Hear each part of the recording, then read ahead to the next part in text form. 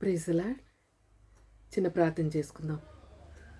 మా ప్రియ పరలోకపు తండ్రి, ఉన్నతమైన దేవ, మీ శక్తిగల నామమునకు కోటాను కోట్ల స్తుతులు స్తోత్రాలు చెల్లిస్తున్నాం ప్రభా.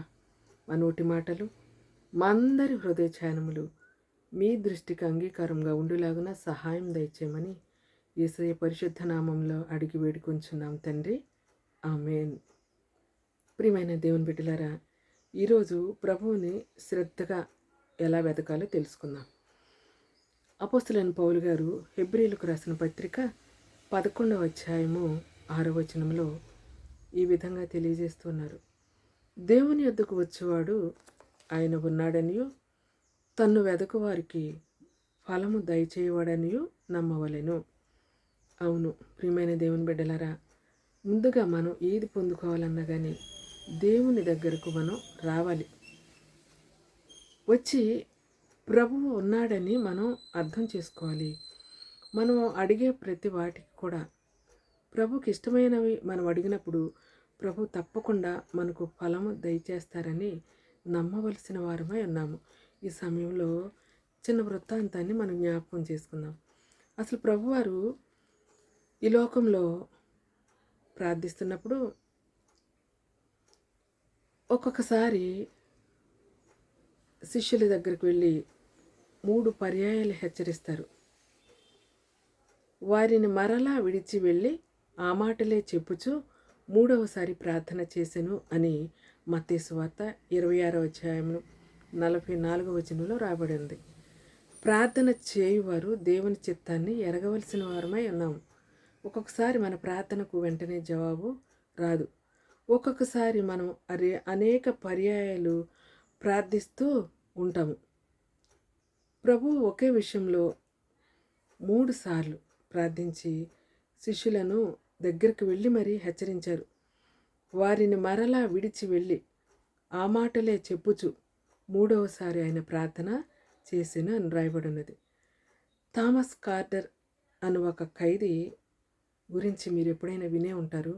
అయితే అతని తల్లి తరచుగా ప్రార్థన చేసేదంట, విడువక ప్రార్థన చేసేది. ప్రభు పాదాల చెంతకు వెళ్ళి కన్నీటితో ప్రార్థన చేసేది ఆ తల్లి. అయితే ఒకరోజు కార్టర్ జైల్లో ఉండగా అతని తల్లికి ఒక టెలిగ్రామ్ వచ్చిందంట. ఏమని వచ్చిందంటే, మీ అబ్బాయి చనిపోయాడు, అతని శవమును మేమేం చేయాలి? ఆ టెలిగ్రామును చదివిన తల్లి, ప్రభువా, నిన్ను శ్రద్ధగా వెతికితే నువ్వు దొరుకుతానని వాగ్దానం ఇచ్చావు కదా, అంతేకాదు ఫలము కూడా దయచేస్తానని చెప్పారు కదా. కార్టర్ రక్షించబడి సువార్థికునిగా పనిచేయవలననేది నా అభిలాష. ఈ టెలిగ్రామ్ చూస్తే అతడు చనిపోయాడని వచ్చింది. ప్రభువా, ఏది నిజం? నీ వాగ్దానమా, ఈ టెలిగ్రామ్ నిజమా అని ప్రార్థించి జైలు అధికారులకు ఒక టెలిగ్రామ్ పంపించింది. ఏమనంటే, మీరు మా కుమారుడు పట్ల పొరబడి ఉండవచ్చును, మా అబ్బాయి చనిపోలేదు అని పంపించింది. నిజంగా జైలు అధికారులు పొరపడ్డారు. థామస్ కార్టర్ చనిపోలేదు. తరువాత అతడు రక్షింపబడి సువార్థికునిగా మారాడు. ప్రియమైన దేవుని బిడ్డలారా, కార్టర్ తల్లి ఏ విధంగా నమ్మకంతో విశ్వాసంతో చనిపోయాడు నీ కుమారుడు అని టెలిగ్రామ్ ఇచ్చినా కానీ నీ వాగ్దానము నిజమైనదా, టెలిగ్రామ్ నిజమైనదా అని ప్రభు పాదాలు పట్టుకొని గోజాడి ప్రార్థించి ఉన్నప్పుడు మళ్ళీ తనకు న్యూస్ అందింది. ఏమని? నీ కుమారుడు బ్రతికే ఉన్నాడని. కనుక ప్రార్థించుచున్న మనము ప్రభు ఏనాటికైనా ఫలమును దయచేస్తారని నమ్మి ప్రార్థిస్తే మనకు కూడా ప్రభు ఆ విధమైన జవాబు ఇవ్వటానికి సిద్ధంగా ఉన్నారు. కనుక మరి ఈరోజు మనం ప్రభుని శ్రద్ధగా వెతికితే ఫలము దయచేసేవారిగా ఉన్నారు. అంతేకాదు, మనం ప్రభు దగ్గరికి వెళ్ళి ఆయన పాదాలు పట్టుకుంటే మన జీవితకాలం కూడా మనం ప్రార్థించినటువంటి ప్రతి అంశములకు, ప్రతి సమస్యకు, ప్రతి బలహీనతకు ప్రభువు కృప చూపి సహాయం చేసి మనలను ముందుకు నడిపించి తండ్రి అన్నారు. కనుక ప్రభువుని శ్రద్ధగా వెతకటం నేర్చుకుందాం. ప్రార్థన చేసుకుందాం. మా ప్రియ పరలోకపు తండ్రి, మిమ్మల్ని శ్రద్ధగా వెతికే మనసు మాకు దయచేయండి.